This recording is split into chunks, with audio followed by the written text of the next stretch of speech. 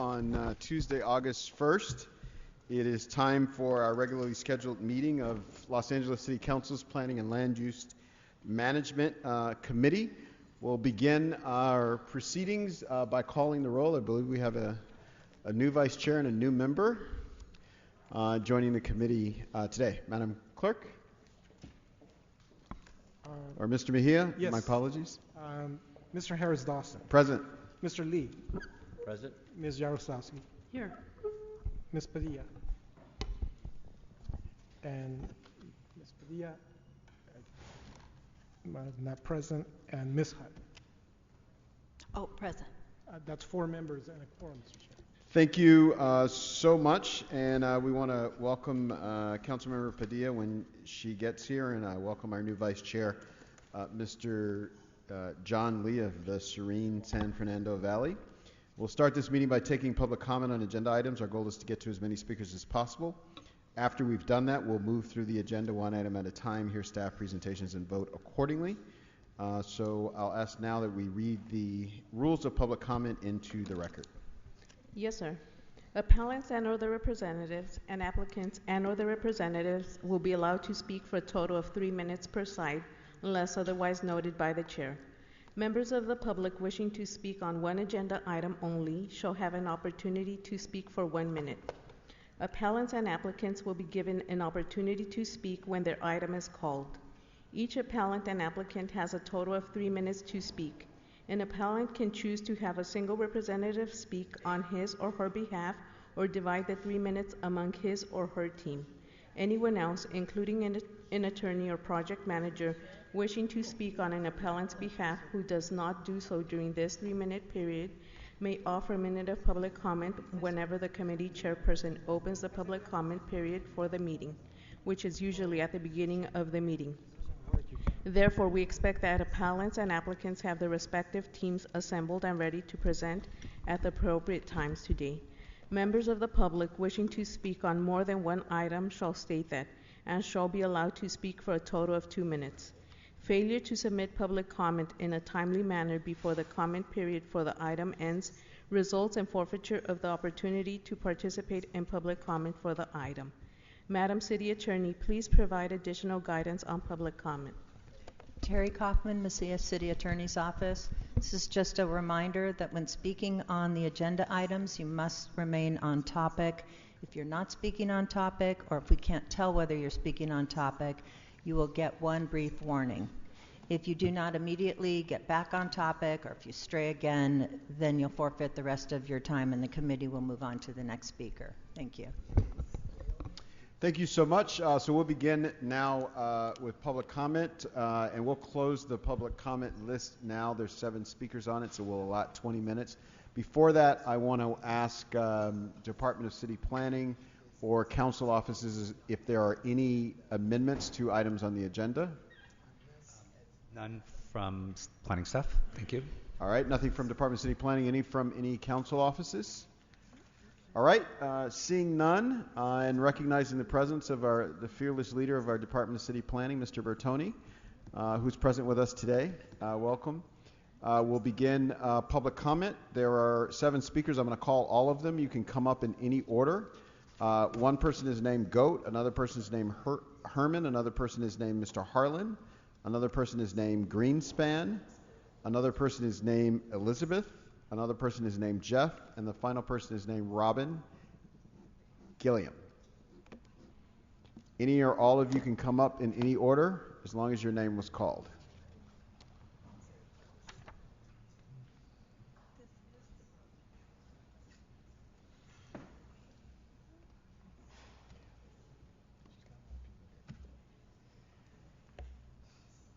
Elizabeth Von Vern, I'm here on behalf of the owner, Michael Ryder. We are here for item number 6. I just, for the moment, want to say that we have received the planning department's conditions of approval. We have read through them. They are everything that we had talked about, and we just look forward to getting our final approval, and I'm here if there are any questions. Thank you.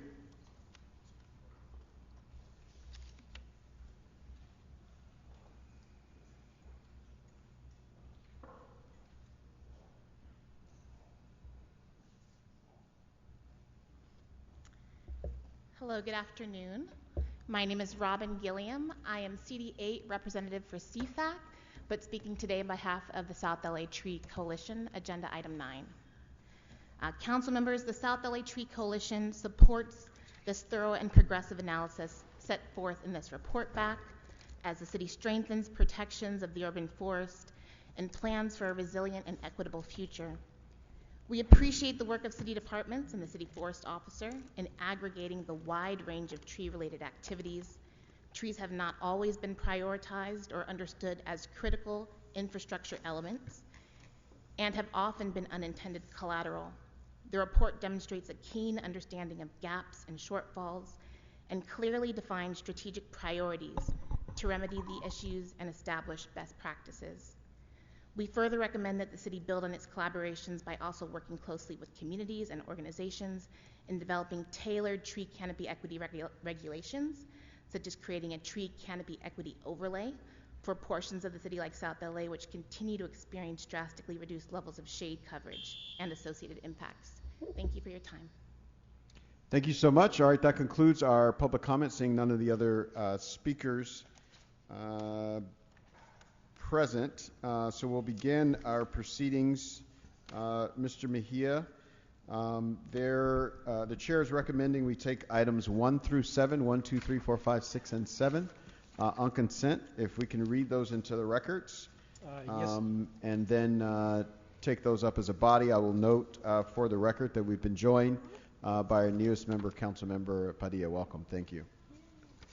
Yes, sir. So for item 1, motion Harris, Dawson, Yaroslavsky, it's requesting the city attorney, with the assistance of the planning department and the CAO and building and safety, to prepare and present an ordinance to amend the Muni Code, the Repair and Demolition Fund, as an eligible funding source wherein the council and the planning department can make public nuisance declarations. The recommendation therein is to adopt the motion. Item 2 is a report from city planning and a resolution De Leon Rodriguez. It includes the findings and a map requesting that the council activate the general version of the restaurant beverage program within the geographical boundaries of CD14. As noted in the resolution, the recommendation is to adopt the resolution inclusive of the map and findings uploaded to the council file as recommended by city planning in its report dated June the 15th, 2023. Item 3, sir, is a categorical exemption report from Cultural Heritage Commission to include the Hollywood Sikh Temple as a historic cultural monument situated in Council District 4. The recommendation is to approve the inclusion of the Hollywood Sikh Temple as a historic cultural monument. Item 4, motion De Leon Blumenfield, requesting city attorney along with the Department of Building and Safety to prepare an ordinance to amend the municipal code to add an exemption for shade structures installed at Department of Recreation facilities with an area up to 1,300 square feet. The recommendation is to adopt the motion. Item 5 is a report from the city attorney along with a draft ordinance to reinstate the Vermont Western Station Neighborhood Area Plan Child Care Trust Fund, which was deleted in error under ordinance number 187475. The recommendation is to approve the city attorney prepare ordinance dated June the 30th, 2023. Item 6, it's a categorical exemption from CEQA and a report from the South Valley Area Planning Commission. It's a zone change ordinance over the entire site, along with modifications to the Reseda Central Business District Community Design Overlay conditions. It's to continue the use, no new construction is proposed, of an automotive and tow truck repair, storage, service facility situated in CD3. Recommendation is to approve that zone change ordinance submitted by City Planning dated June the 6th, 2023, and that has been uploaded to the council file. Item 7 is a motion by Ms. Park, seconded by Mr. McCosker, instructing City Planning along with Department of Building and Safety and the Bureau of Engineering and City Attorney and the Coastal Commission to prepare a report within 60 days with recommendations to establish a programmatic coastal development permit for alfresco outdoor dining on both private property and property along the public right-of-way in the coastal zone. The recommendation is to adopt that motion. That concludes the consent item, sir. All right, having heard the motions and the recommendations, I'll move that we adopt those items on consent. If you can I will call roll. the roll, sir. Thank you. Mr. Harris Dawson. Yes. Mr. Lee. Aye. Ms. Yaroslavsky. Yes. Ms. Padilla. Yes. Ms. Hutt. Yes. That's unanimous and 5 members, Ms. Excellent, thank you. That takes us to item number 8. Item 8, sir, is a report from the Department of Building and Safety relative to the 27th Street firework incident and a status of any color tag homes. That's, I believe staff from Building and Safety is present. All right, we'll hear a presentation report on this matter from representatives from our Department of Building and Safety.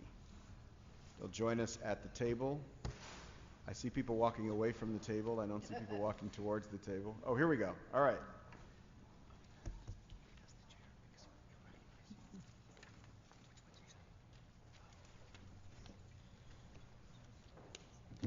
Good afternoon, Joe Williams, Building and Safety.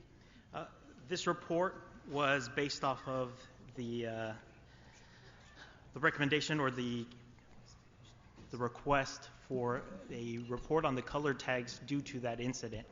In there, you will find not only the status of the permits, but the Can you continuous explain work for the benefit of the damage. public what color tags are? Color tags are when there has been an incident or a fire or possibly a damage to the home. An inspection will take place, and based off that inspection, it'll be color coded to let the public know whether it's a hazard or whether it's safe to go enter. So in that report, it's very straightforward as to where you'll find the conditions. And if you have any further questions, I'll be welcome to answer them. And so, yeah, I'll have one question and then I'll open it up for members. And so what would you describe as the general condition of the houses that were closest to this explosion? Majority have already started the repair process or have been completed the repairs. There are a few that still, the damage has not been addressed at this moment.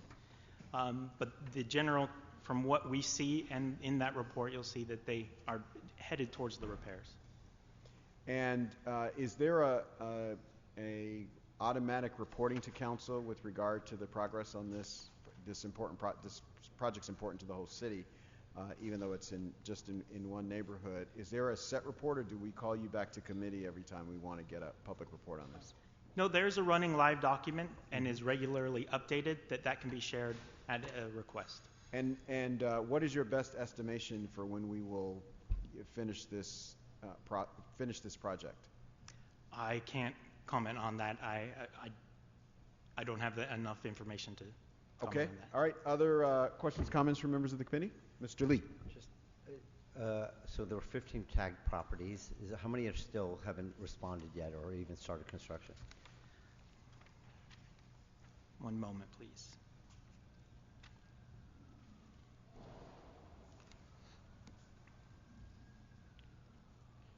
So although, yes, 15, it looks like 3 have not responded to any of our outreach. So we don't know any particular reason why they're having trouble through the city process or something that's holding them back? What we do know, we've tried to reach out to them multiple times, and the direction was from them to reach out to their attorney. Okay, so they're aware of what the city They're aware of is the doing, damage yeah. and Well, us I know trying they're aware to... of damage, but they're aware that of what the city sort of process of how we can help them move forward. Correct. Make contact with them. They know our outreach and the multiple times that we've tried to. Okay. All right. Other questions, comments? Ms. Padilla, Ms. Hutt. All right. Ms. Padilla. So you kind of brought up what I had a question about. I noticed that there was a few on here that says that no permit application has been submitted since June 2nd. I see that in about 2/3 of them, so I was curious what the outreach was, what the answer is, and if the responses speak to the attorney, what is the status of that conversation? I can't speak to I was not the inspector. This is based off the notes from the code enforcement investigation that continues. The individuals that have stated that, right, that's where there hasn't been further communication with them after that was stated. Okay, and what exactly do you mean by no permit application has been submitted by 6/2/23? Okay, so in order for the work to be repaired, it is required that they pull the appropriate permits, and they have not started the application process for pulling those permits. And are they not doing that because they're waiting for the recommendation of their attorney, or is it because they don't feel like all of their questions have been answered so that they feel comfortable to pull it? That I can't comment on. I'm sorry, I don't know. No more further questions? Thank you. All right. Seeing no further questions, the chair is recommending that we note and file this report, but expect to hear back from us soon, because this report leaves a lot of concerns about the disposition of that block. So if there's nothing further, Mr. Mejia, can you call the roll? Yes. Mr. Harris Dawson. Yes. Mr. Lee. Aye. Ms. Yaroslavsky. Yes. Ms. Padilla. Yes. Ms. Hutt. Yes. 5 members and unanimous, Mr. Chair. All right. That takes us to item 9.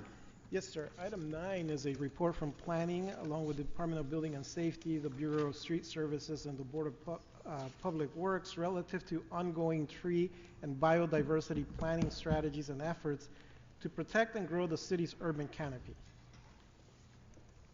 So we have a combined report from Department of City Planning and Building and Safety. Hi, yes, good afternoon. We have a verbal report to provide for you today. Okay. Good afternoon. My name is Blake Lamb. I'm Principal City Planner, and I oversee the Valley Project Planning Division. And I'm here joined by Rachel Malarich, Chief Forest Officer, as well as Brian Ramirez with the Urban Forestry Division, Bureau of Street Services. And we are here to report back on the motion that City Council adopted May of 2022, instructing the Planning Department, the Department of Building and Safety, the Office of Forest Management, Bureau of Street Services, Urban Forestry Division, to report back on all of our department's various efforts and ongoing work programs in our efforts for tree preservation and biodiversity, as well as strategies to protect and grow the city's urban canopy. The motion instructed the departments to provide recommendations to require the placement of trees, the timing of tree removals, ideally at an earlier phase in the review and permitting process. And it also instructed the planning department to propose an equity strategy to improve tree canopy in areas with low canopy coverage, report back on security and lighting concerns, and report back on routes and sidewalk impacts. Finally, the planning department was instructed to prepare and present an ordinance to effectuate these directives.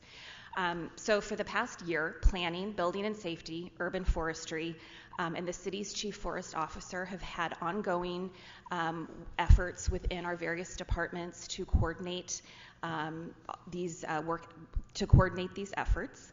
And we have identified a series of recommendations for the continuation and enhancement of the work, as well as new work programs to achieve the goals of the motion. The report back has identified where there are gaps in the current implementation of tree-related ordinances, as well as gaps in staffing and funding resources for the preservation, planting, and maintenance of trees, as well as enforcement of these regulations. The current gaps hinder the city from ensuring that its tree infrastructure is protected and maintained to the maximum extent possible. By identifying where the shortcomings are and understanding why they exist, we are able to propose a series of recommendations to address these gaps and make improvements to grow our city's tree canopy more equitably.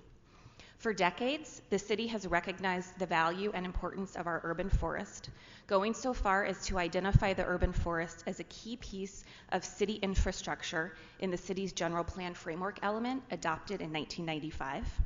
More recent general plan elements, such as the Plan for Healthy LA, the housing element, and recently adopted and pending community plans, have advanced the importance of the urban forest to consider equity and environmental justice concerns, climate adaptation, and the social and aesthetic benefits of tree canopy. We have a variety of ordinances that aim to preserve and ensure the planting of new trees, including the Protected Tree Ordinance, which addresses the removal and replacement of certain trees and shrubs, the Landscape Ordinance, Public Works regulations addressing street tree removals, planting and maintenance, Planning Department overlays and streetscape plans that address the planting of trees in the public rights of way, the pending Wildlife Ordinance, which will expand on the protections in the Protected Tree Ordinance to include significant trees, as well as CEQA and project review for discretionary projects. The city also takes advantage of a variety of grant funding to create concrete cuts and plant trees in the public right-of-way and maintain them for several years, particularly in the city's most vulnerable communities. The city also relies heavily on partnerships with external organizations to plant and maintain trees, such as the Los Angeles Conservation Corps, Koreatown Youth and Community Center, Northeast Trees, the Los Angeles Beautification Team, and Tree People. This report back is a joint effort between Building and Safety, Planning, Streets LA's Urban Forestry Division, and the City Forest Officer, with each department having a different set of responsibilities to advance the protection of our urban forest and tree canopy. In the past several years, our departments have worked to strengthen our working relationship as we have increased collaboration through cross-department coordination and consultation, and the results of this work have been to improve the implementation of many of the regulations I just described, as well as identify areas for improvement. The 5 recommendations in the report back include expanding process enhancements between departments and project applicants, amending the city's landscape ordinance with funding for full implementation, completing the updated urban forest fee study, adopting the urban forest management plan, and preparing a draft new citywide biodiversity and tree canopy equity regulations.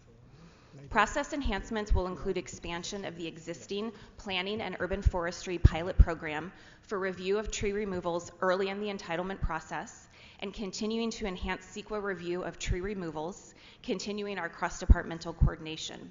Building and Safety and Urban Forestry are working toward an information bulletin to be published along with updates to the Building and Safety Clearance Handbook, which will address the disclosure of protected trees and trees in the public right-of-way for all projects, allowing urban forestry to review the removal and replacement of those trees when part of a building permit application.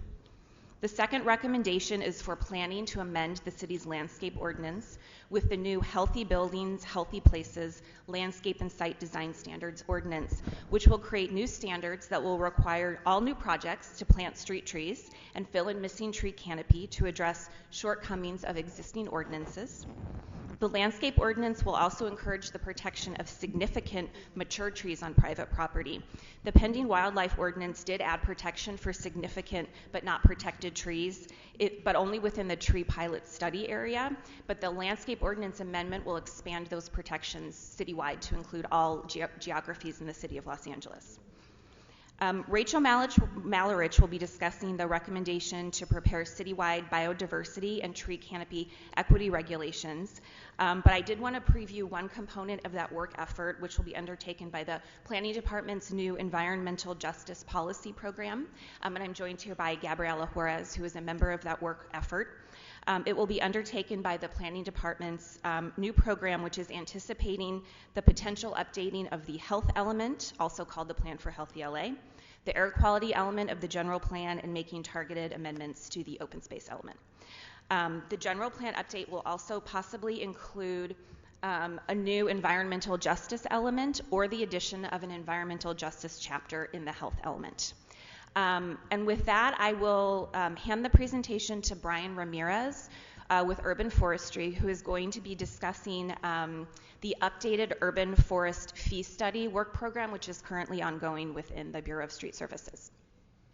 Hello, Honorable Committee. My name is Brian Ramirez with Bureau of Street Services, Urban Forestry Division, and I wanted to speak on the recommendation number 3 within this report is to complete the updated urban forest fee study for Streets LA. As a bit of background, Streets LA Urban Forestry manages more than approximately 700,000 trees along 6,500 miles of public roads. Currently, the Streets LA has some fees but this is a fee structure that has not been revised in more than 25 years. So with this, the intent is for street services to partner with FuseCore, which is a consultant, to assess the actual cost of the services that Streets LA Urban Forestry provides in relation to all of the reviews and work that's associated with managing the urban forest. Within the report, you will find very specific actions, but in essence, the goal is that Streets LA will have the capacity to support the thriving urban forest and improve the health and well-being of all of its residents. Again, this is just a summary overview of this next step and this recommendation, but with that, I hand it off to Rachel Maurich to touch on the other recommendations. Thank you. Good afternoon. So looking at recommendation 4, and actually I'll just start by saying this report is really exciting. It covers a really wide swath of the work that we've been doing and covers areas of planting, maintenance, preservation, and engagement, the areas that I say the city has to be doing. Those are the 4 pillars we need to be doing well in urban forest management in order to have a healthy urban forest. And we've covered a little bit of the activities and improvements we've been trying to make in all of those areas in this report. When it comes to recommendation number 4, adopting the urban forest management plan, that is something that I am currently working on. The 3 areas of focus for my office are the UFMP, tree preservation policies, and tree canopy equity. And within this recommendation, you can see the progress that we've made to date from that first steps report that was published in December of 2018. It had 6 priority recommendations in that initial needs assessment that was funded by CAL FIRE and the Forest Service. Hiring my position was one of those next steps that we've been able to check off, along with working on an urban forest financing plan, which separate, I know we just heard about the fee study. The financing plan is looking at the overall cost for the city to do the basic reaching industry standards for best practices in urban forestry, how much that would cost for the city to do, and then exploring different funding mechanisms to hopefully find, pardon the tree pun, evergreen funding for our urban forest activities. That financing study is anticipated to come out sometime before the end of the year. We have a draft currently with review of the CAO. Completing the comprehensive tree inventory is something that Streets LA has been leading with funding from council and is anticipated to be done by the end of this calendar year. And Rec and Parks finished their tree inventory in March of 2021. And we've been implementing the tree management software. And the urban forest management plan we received grant funding to work on, and so that is what my office is working on. We're at a point right now in our partnership with LA County, who's also developing their first UFMP, where we're going to be doing joint community engagement, and we'll be launching a series of neighborhood workshops and a survey this fall to gather information from the public on their values and priorities for the urban forest as we look to develop the city's first UFMP. We know that this is going to be a vision and roadmap for how we manage the urban forest, and we want to make sure that it aligns with what our communities are asking for in terms of trees in their neighborhood. Moving on to recommendation number 5. Again, tree canopy equity is a huge area of focus. I'm working on 2 research projects, one with the University of Southern California's Urban Trees Initiative and the other with a group called UFEC, or Urban Forest Equity Collective, led by City Plants, and it includes many of the partners that were already named by Blake at the beginning. Those 2 groups have been helping us understand how we can better define some of the equity issues, where the challenges are, and how we can move forward towards implementation of addressing tree canopy equity. One of the basic things that they've helped us to define and understand is looking at our neighborhoods where we have low tree canopy, being able to really understand what it would take if we planted all available spaces. We went and planted every private property tree, every public right-of-way tree in some of those neighborhoods. Would we get to the Green New Deal target of 50% increase by 2028? And in many of those neighborhoods, the answer is no with existing available space, because those areas are so built out. We have small parkways, we've got limited setbacks for the private property side. So they've been helping us better understand where we have these critical areas of vulnerability and a lack of space for tree canopy, so that we can start then partnering with our other city departments to determine what are the implementation strategies we're going to need to put in place, or what are some recommendations that we can take and collaborate with, co-creating with the community on in order to address that issue. I could talk kind of ad nauseum about those projects. They've gone through many phases, one of which was referenced in the original motion for today's report back, but it's very exciting, and again, very fortunate that we have those partners that are helping us further elaborate our understanding of this issue that developed over generations. And I look forward to working with the Environmental Justice Unit within planning and others to start looking at how we move forward with that overall citywide strategy to address the issue. I will say that those recommendation 1 process improvements, I know it's not as shiny as a golden shovel that we might tree plant with and take a photo with, but those process improvements could not wait until the final UFMP. That's one of the most critical areas for the city to make progress, is being able to take trees in our various processes and put them at the front of the queue. Right now, removal was happening several years ago. Removal was happening always, the removal permits were being requested at the end when projects were already fully designed. Sometimes the driveway was already, laid out. And now we have this process through many years now of departments collaborating together, looking at implementation plans for making sure that we see trees early so that the applicants are not frustrated by delays in the process or delays in their project, and we're also not losing trees unnecessarily. So I just want to flag just my gratitude to the other departments for all the work they've done to help us figure out how we can collaborate on making that a part of our processes. And with that, I'll pass it back to Blake. Yeah, thanks Rachel for that thorough report. So that concludes our presentation.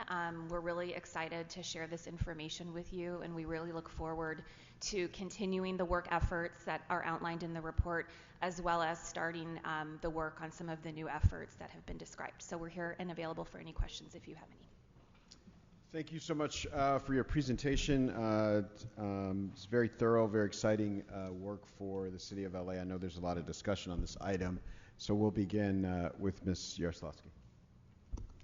Thank you very much, Chair. Thank you so much to staff for this incredible work, for the interdepartment collaboration. It's really exciting. I want to highlight the UFMP, and the report calls for collaboration with and joining forces with the county on engagement and outreach, which I think is great for all sorts of reasons, not least of all because stakeholder burnout is real. And we ask the same groups to come and engage over and over and over again. So it's awesome. I want to highlight the consideration of undertaking the urban forestry plan in the context of climate resilience. And I have a question specifically about pests. So how will the UFMP explicitly address invasive pests, which we know are going to become more and more prevalent with a changing climate? I want to make sure we're crafting a plan that pays attention to the threat of pests, because the last thing we want is to spend all this money and resources and time planting all these beautiful trees and then have them destroyed by pests. So will the report include an analysis of that and make sure that as we're picking our species and everything else, maintenance, that pests are part of the analysis? Absolutely, and I will flag that that's the other way we're partnering with LA County. We're partnering with them, one, for engagement for the reasons you mentioned, and also to flex the muscle and get used to doing messaging together around trees, so that moving forward when we do public education or engagement, that hopefully we'll be able to do that as a joint activity with messaging that matches. The second reason that we're partnering is that we want to develop some regional best practices. The trees on the county side of the line and the city side are going to have the same pest experiences, they're going to have the same climate change considerations, and they, by and large, have the same population relying on them for benefits and services. And so we've been collaborating, even from writing our grants kind of side by side and talking about how we could, one, efficiently use public funds to talk to consultants about some of those considerations at the same time rather than separately, and then also have that leadership and say, countywide, here is our approach when a pest hits.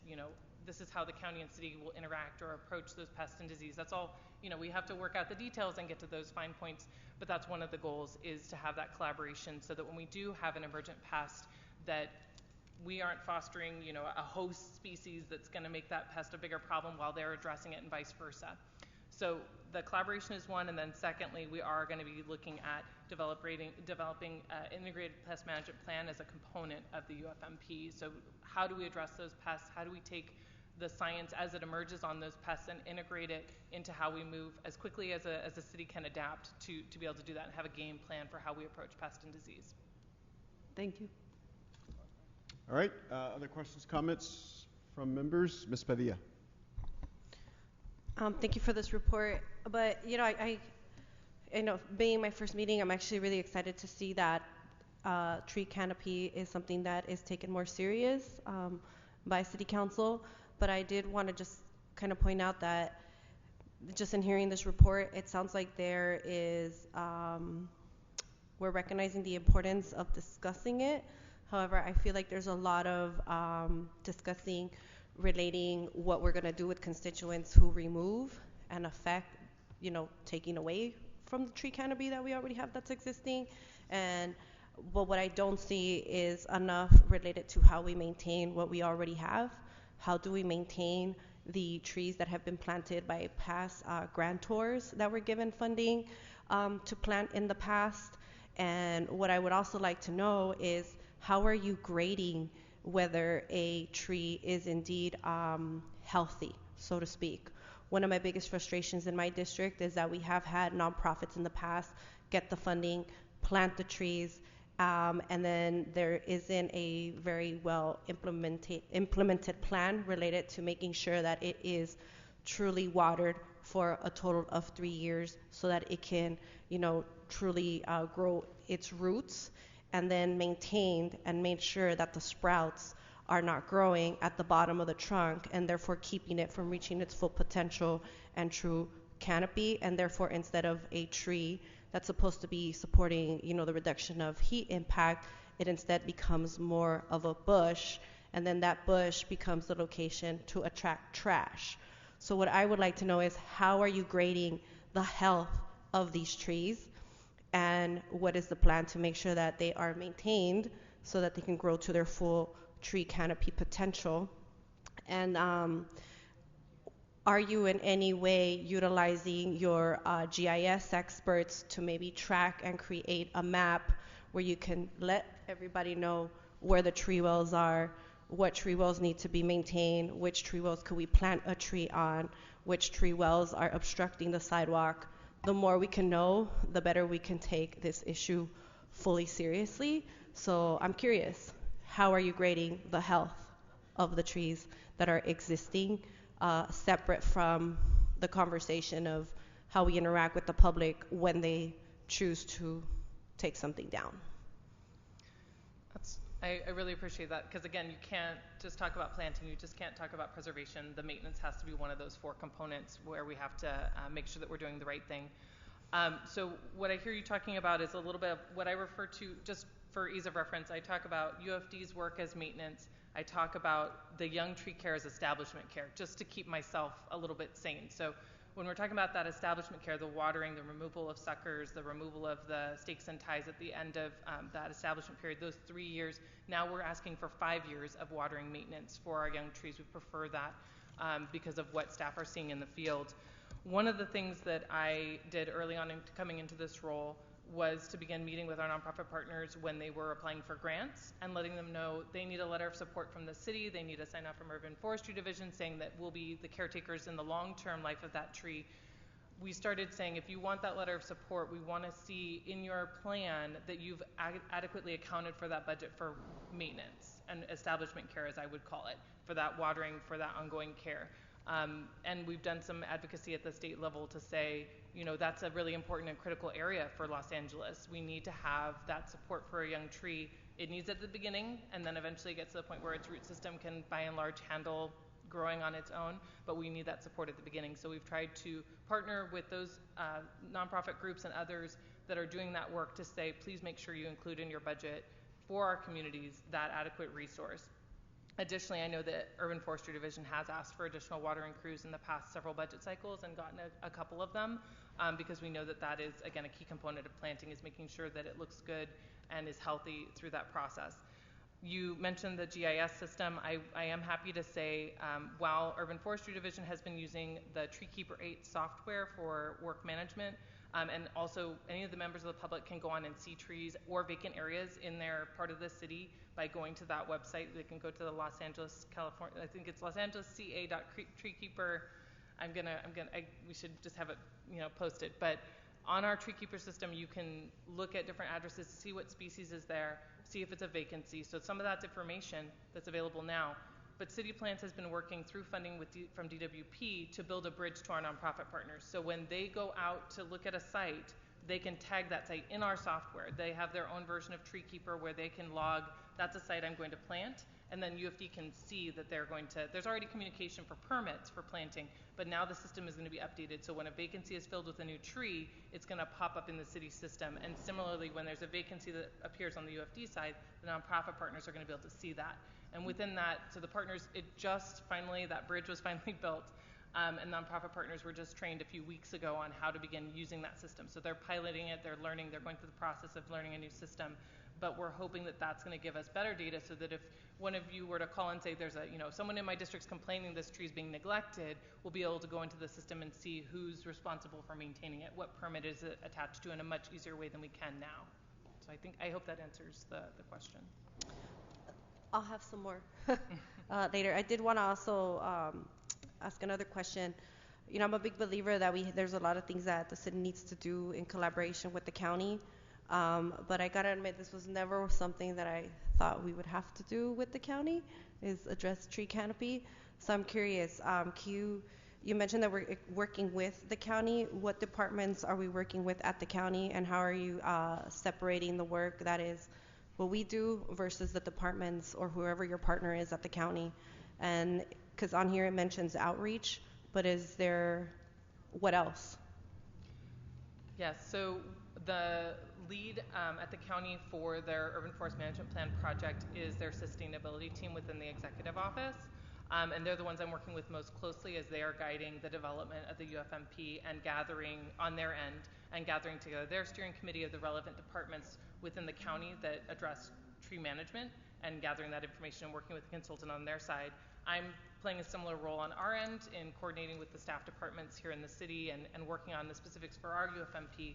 Again, the goal is not so much that we would say go and trim their trees or vice versa, but more so that our policies are as aligned as makes sense for the two agencies. So again, if we're talking about what type of trees we're going to be planting for the future, that we've kind of talked about the future climate, used the available research together and developed. We already have some draft recommendations within the city because I'm in this role and I've been working with UFD on some of those components. They don't have a similar role on their end, but they're going to be using a consultant to do some of that work.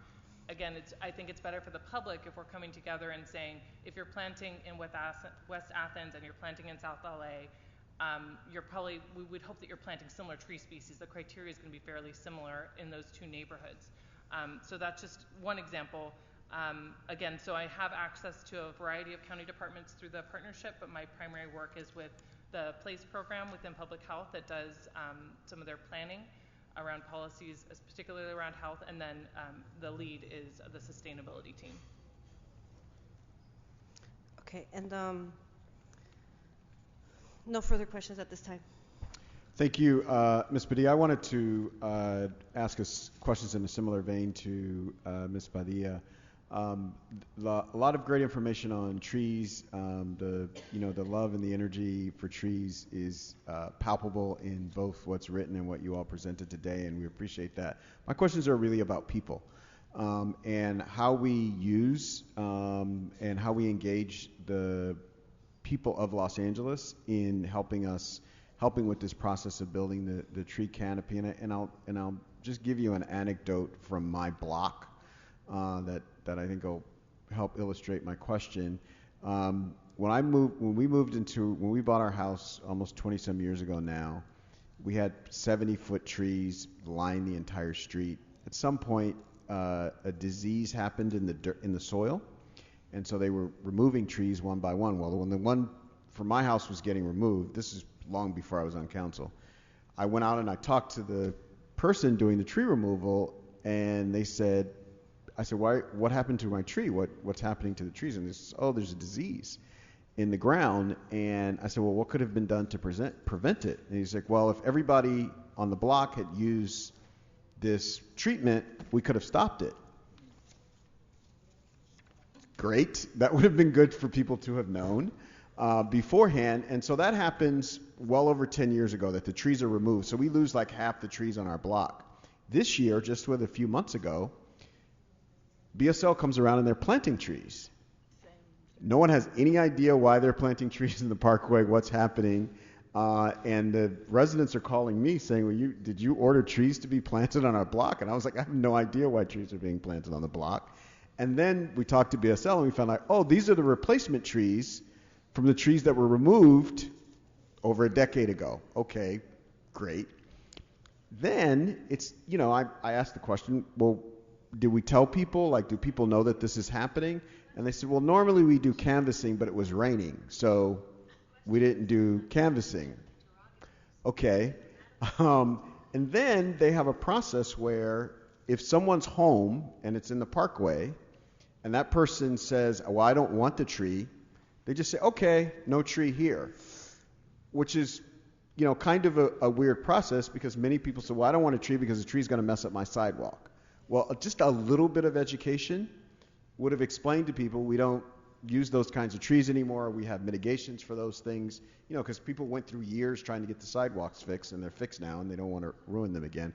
Again, long trek over probably a 15-year period I'm describing, but there wasn't a point at which people were in the neighborhood were engaged around, you have these trees, there were 75-foot trees in South LA. You have these trees, this is what it means, this is what an asset it is, and this is what we're trying to do going forward. And here, people didn't even know that there was a replacement program, because the time between the removal and the replacement was so long. So anyway, I'll stop talking, but I just want to get a sense for how you all engage people. Is that something you think you need help with? That you all are clearly experts in trees. There are people who are experts in engagement. Is that something you need help with or to work with someone with? How can we do a better job of getting everyday people to work with us to help build and maintain this canopy? Well, I might ask Brian from UFD to see if he has anything to chime in, but I will say that is the background that I bring to the city. I worked in leading teams that were doing community organizing in low canopied areas for 12 years prior to coming to the city, and it's something I'm really passionate about, is making sure that we're not missing those opportunities to have people feel invested in the urban forest in their neighborhood. Some of it, I think, is again, we had a touch on maintenance. This is one of those other 4 pillars, engagement. What does a citywide education campaign look like that helps people understand and connect to why the tree may be there, what they may need to take as action as residents? And with a city that's so broad, and you could be, is there a young tree for you to care for? Is there a big tree that you maybe removed that you could help prevent the removal of if you took an action? There's a large variety of, I think, opportunities there, and that's what we're hoping to define within the UFMP. What does a citywide campaign look like? What is neighborhood level campaigns or education that would be supportive of those types of problems be helpful? What kind of information should we have available to the public? We are, within the UFMP campaign, using a model where we use local CBOs as the trusted messenger to help us convene those neighborhoods conversations. It's just a drop in the bucket. I will just say every year in the budget cycle, I ask for a pot of money for community engagement, because I know that that's an area where we have a huge amount of work to do to help people feel invested, help them understand the benefits, and really hear them. Because a lot of people that have a hesitancy, you said it perfectly, 5-10 minute conversation with me hearing about the frustration of the broken sidewalk and being able to share about new species that we're using and that we care about that problem and that we're working to address it makes a huge difference. But those are many conversations that we would need to have at the community level, which takes time and energy, where UFD has been, I think, just trying to get some work done, but definitely is an area for us to do some growth. And I don't know if you wanted to chime in at all about the outreach that the team does.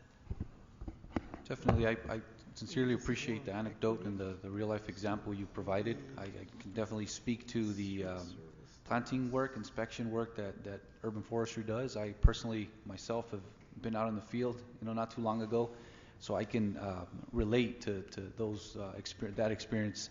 I can attest to the fact that when we select a specific location, when we actually mark the curb for dig alert and get the location ready for planting, I do recall several instances where the property owner just did not want a tree because of the issues that have risen from perhaps previous experiences and how expensive trees can be to maintain. But as Rachel also mentioned, the education component, it goes a long way. I can also speak to the fact that just 5-minute conversation, some literature that I was able to share from the benefits of the trees and what they can do for the individual residences to the community as a whole. Whenever I was able to change that mindset and get them to accept the tree and realize the benefit of having a tree in front of their parkway. That was a great win. So I believe that the UFMP does address that component of public education, and again, the urban forestry strives to cooperate and collaborate with that effort. Yeah, thank you for that. I would just note for the record, in this situation with the disease in the ground, it also killed old trees on private property. So the oldest trees in my neighborhood that were in people's yards are also now gone because people had to cut them down. And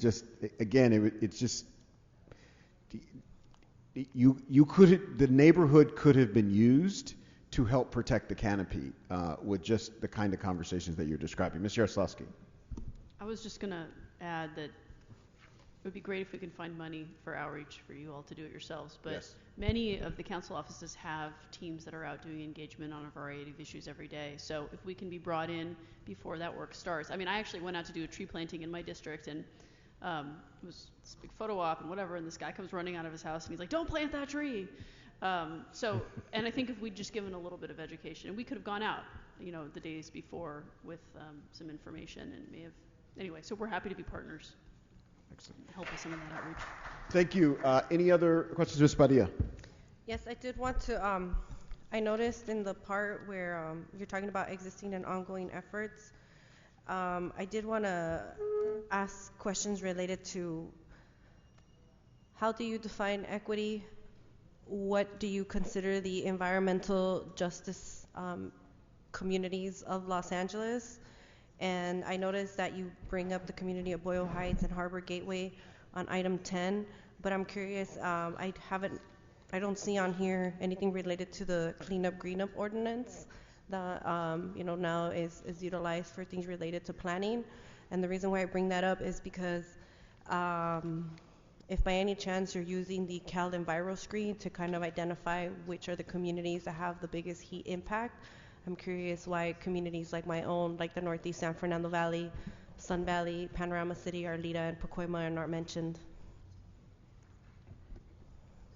So I can't speak to I'll let planning staff speak to that, but for the equity projects I've been working on, I don't have the criteria right in front of me, but we have looked, some of the components in Cal Enviro Screen have been considered, but we definitely are looking at environmental exposures, socioeconomic factors. I think our first step in the Urban Forest Equity Collective's approach for looking at the equity criteria starts with what is your current tree canopy and what are some of your heat vulnerabilities. I think that those are two of the components. Again, I don't have the specific criteria in front of me. I'd be happy to provide that to you. But actually our two projects have looked at the equity criteria in two ways. One, the UFEC group has looked at those various components that impact our residents and kind of their health and safety, and have narrowed it down into some neighborhoods that we would prioritize. There's a number of neighborhoods that meet criteria that mean that they need more tree canopy, but trying to focus in our efforts since we have such a wide scale to look at. We've got about 30 neighborhoods that they've identified and 2 that they're doing a pilot in. One of the pilots is in Sylmar, the other is in Central Alameda. So we have those 2 areas represented. Within the USC project, they've done pilots in Boyle Heights, University Park, Lincoln Heights, El Sereno, all the areas around their campuses largely, because that's where they have the community connections that allows them to do some of the additional outreach. Their project has helped us look within a neighborhood, how do we get down to the street scale?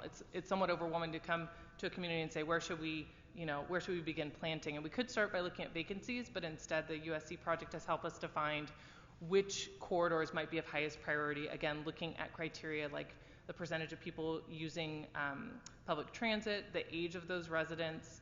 I don't have the criteria directly in front of me, and those are available on their website, and I can share that with you.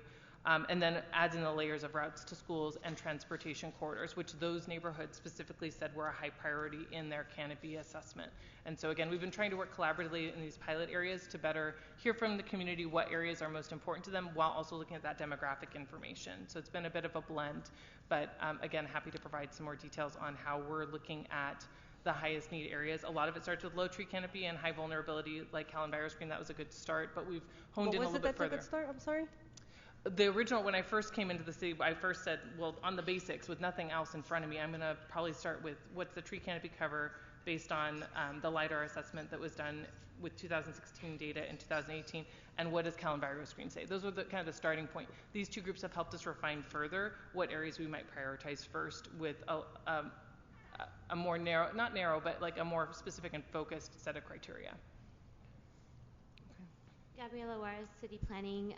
With regard to environmental justice, we are embarking on a brand new unit, and it is a very big scope in terms of trying to pull together all of our policies that exist citywide, but also within the community plans.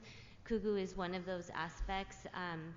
In that process, we look to think about equity, defining our environmental justice communities, what they are throughout the city, trying to understand some of the climate vulnerability assessment is one of the efforts that we're undertaking currently as part of that effort. Looking at our open space element, air quality element, conservation element, starting with the base of our Plan for Healthy LA element, and trying to pull together all of these aspects along with this very important work that you see in this report that's being done citywide throughout the departments to try to come up with a more strategic approach that's a little bit more pulled together and cohesive and focused. We have a number of issues, not just in the ones that we identified in this report, because there's a lot that isn't in this report, but we also needed to finish the report. Unfortunately, there's so much work that we have in front of us, and we're excited to begin the work because it's such a big conversation. There's so many aspects to it that we're looking to try to address and prioritize, and we want to be very thoughtful and strategic about making sure that we're not duplicating efforts, but rather complementing not just the work within the city, but our partners at the county as well. Thank you. All right. Anything further on this, Ms. Padilla, Ms. Hutt? Anything else for the good of the order on this? All right. If not, I'll recommend that we adopt this item with special recommendations that'll be read into the record by Mr. Mejia at this moment. Okay. I'll start. Approve the recommendations as amended contained in the Planning Department and Department of Building and Safety, Bureau of Street Services, and Board of Public Works joint report dated 7/28/23 as follows. Recommendation 1, instruct the Bureau of Street Services, Bureau of Engineering, Planning Department, and the Department of Building and Safety to expand process enhancements. 2, instruct the Bureau of Street Services, Bureau of Engineering, Planning Department, and the Department of Building and Safety to amend the city's landscape ordinance with funding for full staffing implementation. Along with this instruction, instruct the city administrative officer to prepare a report with recommendations as to the fiscal impacts of this recommendation. Recommendation 3, instruct the Bureau of Street Services and the city administrative officer to prepare a report with recommendations to complete the updated urban forest fee study. 4, instruct the Board of Public Works to recommend adoption of the urban forest management plan upon its completion to the City Council, inasmuch as neighborhood workshops and public outreach is being done in collaboration with the County of Los Angeles, and a survey for the project is in the development and anticipated to commence in the fall of 2023 and expected to be completed by 2025. As to recommendation 5, instruct the Planning Department, Bureau of Street Services, the Board of Public Works, meaning the Community Forest Advisory Committee and the Office of City Forest Management, Department of Building and Safety and City Attorney to prepare new citywide biodiversity and tree canopy equity regulations and ordinances that may be needed. Second instruction is to instruct the city administrative officer with the assistance of the Bureau of Street Services to prepare a report with recommendations as to any general fund impacts associated with additional staff recommendations, pending the findings contained in the forthcoming report with the nonprofit Fuse Corps, that would evaluate and provide recommendations to update the Bureau of Street Services schedule of fees, which is expected to begin in the spring of 2024. Recommendation 3, to instruct the Planning Department and the Bureau of Engineering, the Fire Department, and the Department of Building and Safety to report on the feasibility of adding a feature to the Build LA portal to track compliance with the Protected Tree Ordinance and new citywide biodiversity and tree canopy equity regulations. And 4, to request the city attorney, with the assistance of the Bureau of Street Services and the Board of Public Works, to prepare a report with recommendations on penalties that can be imposed for violations of the Protected Tree Ordinance and new citywide biodiversity and tree canopy equity regulations. That concludes the recommendations, Mr. Thank you so much. Call the roll. Yes. Mr. Harris Dawson. Yes. Mr. Lee. Aye. Ms. Yaroslavsky. Yes. Ms. Padilla. Yes. Ms. Hutt. Yes. That's 5 members and unanimous, sir. Thank you so much. Mr. Mejia, can you confirm that that concludes our regularly scheduled business for today? It does, sir. Excellent. With that, we are adjourned. Thank you so much, everyone.